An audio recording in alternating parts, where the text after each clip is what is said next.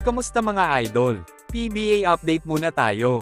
Matapos ang napapabalitang paglipat ni Brandon Ganueles-Rosser sa TNT. Madaming sports analyst na ang nakakapansin na unti-unting nagkakaroon ng balasahan sa mga koponan ni MVP. Kabilang na nga dito ang balita na posibleng pumalit si Jong Uichiko kay Frankie Lim bilang head coach ng NLEX Road Warriors.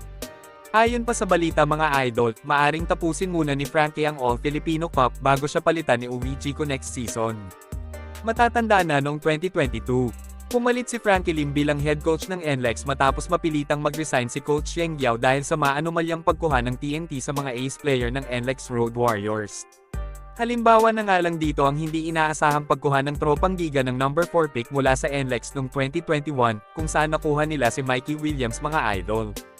Jackpot na sana si Coach Yeng Yao noon dahil hawak ng NLEX ang number 3 and 4 pick sa first round ng rookie draft. Pero ang ending, si Calvin Oftane lang ang nasungkit niya. Magiging contender na sana ang NLEX noon kung pareho nilang nakuha si Mikey at Calvin mga idol.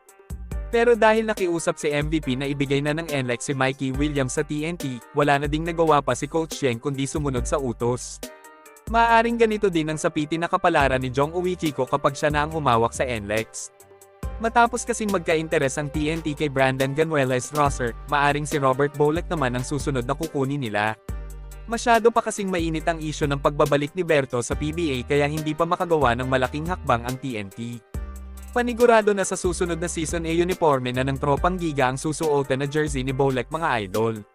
Parang lumalabas na farm team na lang ng TNT ang NLEX dahil sa mga ganitong kalakaran. Magiging kawawa naman si Jong Uichiko kapag nagkataon dahil walang pag-asang mag-champion ng koponan niya. Tinagurian pa namang 9-time champion coach ng PBA si Uichiko, tapos ang ending sa farm team lang magtatapos ang kanyang head coaching career mga idol. Samantala, mukhang nagkakagulo na sa koponan ng Converge mga idol. Hindi kasi malaman kung saan ba papunta ang direksyon ng koponan matapos ang nakakadismayang performance nila nung nakaraang Commissioner's Cup. Matapos kasing lumipat ng team ang dalawa nilang ace player na si Ahan Misi at Teng, sunod-sunod na kamalasan na ang sinapit ng Converge.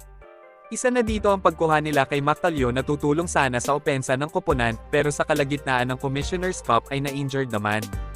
Matapos ang komperensya, napabalita na naglaro sa ligang labas si Talio na naging dahilan naman ng pagkaka-terminate ng kanyang kontrata sa Converge.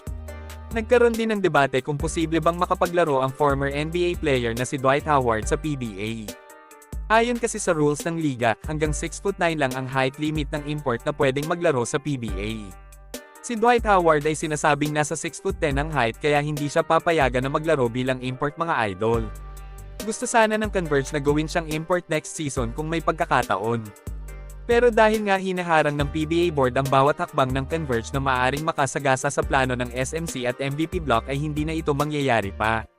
Hanggang dito na lang muna mga idol. Maraming salamat sa panunood. Kita-kits ulit tayo sa videos na aking ipapalabas patungkol sa basketball.